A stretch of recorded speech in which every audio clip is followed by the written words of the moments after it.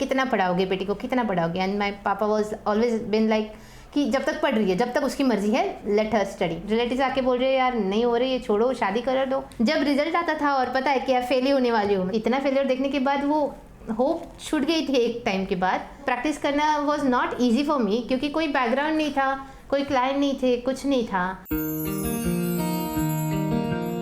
Hello friends, my name is CA Yogita Shinde. जी हाँ, chartered accountant by profession. और मुझे पिंक फ्लावर ने ये अपॉर्चुनिटी दी कि मैं यहाँ पे आके अपनी स्टोरी आपसे शेयर करूँ।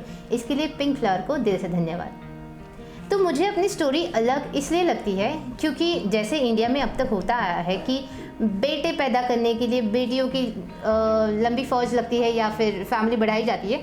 मेरे केस में एग्जैक्टली उल्टा है। जी हाँ, सुनने के लिए फ़नी लगेगा, बट ये रियलिटी है। मेरे एक्चुअली जिस फैमिली से मैं बिलोंग करती हूँ उस फैमिली में बेटियाँ ज़्यादा नहीं है, सबके घर में एक एक है या फिर नहीं है। तो मुझे इस दुनिया में लाने के लिए मेरे पापा को भी 3 बार चांस लेना पड़ा। तो मुझे 2 बड़े भाई है और then third one is me. लेकिन एट द सेम टाइम मैं एक ऐसे मिडिल क्लास फैमिली से बिलोंग करती हूँ जहाँ पे womens are just house wife, या वो एजुकेशन नहीं हुई है उनकी, या उनको घर से बाहर कभी काम के लिए नहीं भेजा गया। हर चीज़ जो एक ट्रेडिशनल फैमिली में होती है। जैसे जैसे ऑब्वियसली बाय गॉड ग्रेस पढ़ाई में थोड़ी ठीक ठाक थी, तो जैसे पास होती गई तो थोड़ा सपोर्ट तो फैमिली का था, पापा का था। बट ऑब्वियसली फैमिली, बाकी रिलेटिव्स का प्रेशर तो था कि कितना पढ़ाओगे बेटी को, कितना पढ़ाओगे। एंड माई पापा वॉज ऑलवेज बिन लाइक कि जब तक पढ़ रही है, जब तक उसकी मर्जी है, लेट हर स्टडी। तो जब 10th हुआ, I wanted to go for medical. मुझे डॉक्टर बनना था, मेरा सपना था। लेकिन क्योंकि जैसे मैंने कहा कि मेरे 2 बड़े भाई हैं और ख़ानदान में कोई पढ़ा लिखा है नहीं, तो 10th के बाद भी आगे जाने का या कॉलेज देखने का जो फर्स्ट जो चीज़ें हुई है वो मेरे भाइयों की थ्रू हुई है कि दे आर द फर्स्ट कि जो फैमिली में पहली बार कॉलेज गए, और वो दोनों कॉमर्स बैकग्राउंड से बिलोंग करते। तो उनको ऐसा लगा नहीं था कि मैं पढ़ूंगी आगे, तो इसलिए क्योंकि उन्होंने कॉमर्स लिया, मुझे भी कॉमर्स लेना पड़ा। तो वहाँ पे मेरे विजन सारे हिल गए थे, क्योंकि ऑब्वियसली कॉमर्स लेके तो मेडिकल करूँगी नहीं या डॉक्टर बन नहीं सकती। तो इट वॉज लाइक कि ठीक है चलो, उन्होंने बोल दिया, एडमिशन ले लिया, कॉमर्स स्टार्ट हो गया। 11th हुआ, 12th हुआ, ग्रेजुएशन हुआ। अब उसके आगे क्या, क्योंकि कभी सोचा नहीं था। जब से पढ़ रही थी एक ही सपना था, डॉक्टर बनना है। देन जब ग्रेजुएशन के बाद मैं एक just for the experience purpose कि चलो अकाउंट्स में जा सकते हैं, एक टैक्स कंसल्टेंट के पास जॉब करी थी। तो उन्होंने मुझे मोटिवेट किया कि अगर तू अकाउंट्स में इतनी अच्छी है तो तू CA क्यों नहीं कर लेती। तो CA और फेलियर कहते हैं हाथ में हाथ डाल के साथ में चलते हैं। तो CA का फेल होना is not a big thing, but हाँ मेरे लिए वो चीज़ बहुत बड़ी थी, क्योंकि मैंने लाइफ में पहली बार फेलियर CA में आके देखा था।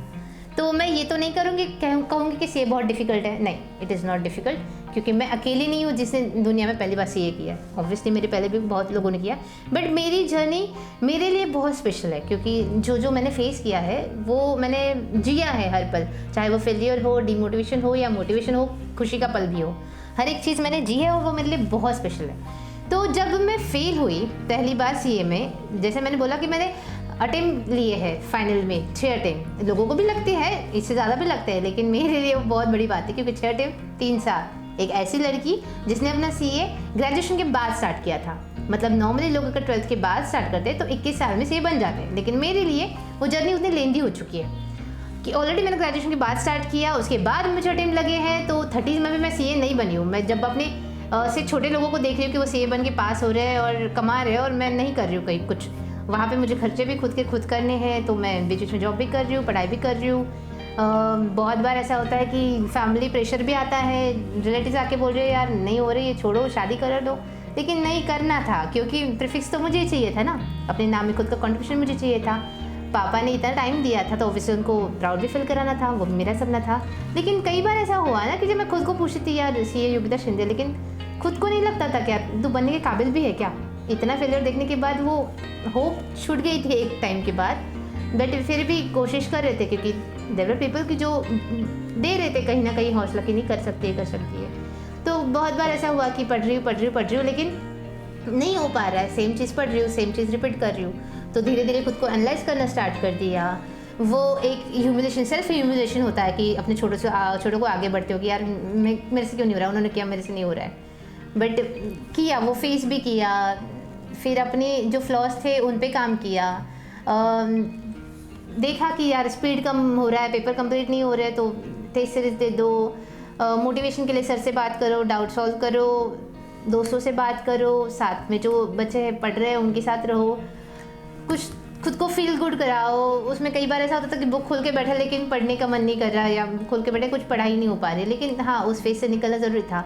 तो बहुत बार ऐसा हुआ है कि जब रिजल्ट आता था और पता है कि आप फेल ही होने वाली हो, मतलब बहुत बार ऐसा था एग्जाम के पहले लगता था कि नहीं हमेशा फेल ही हुई, अब फेल ही होगी, तो मैं रिजल्ट की डेट भी किसी को नहीं बताती। लिटरली जिस अटेम्प्ट में मैं पास हुई, जहाँ पर मैंने अपनी स्ट्रैटेजीज चेंज करी थी पास होने के लिए, टेस्ट सीरीज दी थी, मैंने पेपर कंप्लीट किया था, उस वक्त भी मुझे भरोसा नहीं था। जब मेरा रिजल्ट लगा मैंने किसी को नहीं बताया था कि उस दिन मेरा रिजल्ट है, और I was in my office, और ऑफिस में भी मैं वॉशरूम में जाके चुपके से मैंने अपना रिजल्ट देखा था, और पास देख के यकीन नहीं आ रहा था कि मैं पास हूँ।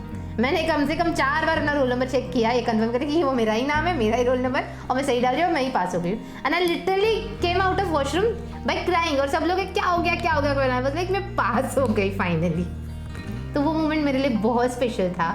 उसके बाद मैंने घर पे बताया कि आज रिजल्ट था, और फिर सीए बनने के बाद, इतना स्ट्रगल करने के बाद जो चीज़ें मैंने करी धीरे धीरे, वो वैसे तो बहुत बड़ी बात नहीं है, लेकिन मेरे लिए बहुत बड़ी बात है, क्योंकि जिस फैमिली से मैं बिलोंग करती हूँ उन्होंने मुझे इतना अपॉर्चुनिटी दिया कि मैं यहाँ तक आऊँ, तो वो बड़ी बात थी मेरे लिए। कि सीए में जब पहली बार अपनी इनकम से मैंने अपनी एक्टिवा ली, अपनी कार ली, घर पे जो चीज़ें करी, बहुत अच्छा लगा जब प्राउडली पापा सबसे बोलते हैं मेरी बेटी सीए करती है। और उसके बाद व्हेन आई स्टार्टेड प्रैक्टिसिंग, तो प्रैक्टिस करना was not easy for me, क्योंकि कोई बैकग्राउंड नहीं था, कोई क्लाइंट नहीं थे, कुछ नहीं था। वहाँ पे भी स्ट्रगल था ही, ऑब्वियसली कुछ इजी नहीं मिला था, बट हाँ समहाउ थिंग्स वैसे मेरे फेवर में होते गए, और धीरे धीरे एक एक करके मैंने किया, और आज मुझे बहुत प्राउडली लगता है कि हाँ लैक्स ऑफ रुपीज़ मंथ के मैं कमा लेती हूँ। हाँ बड़ी चीज़ नहीं है, लेकिन मेरे लिए बहुत बड़ी चीज़ है।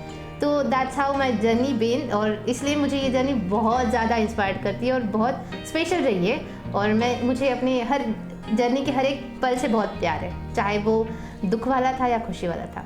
तो मुझे लगता है कि अगर मैं कर सकती हूँ तो आप लोग भी कर सकते हो। तो thanks to pink flower again.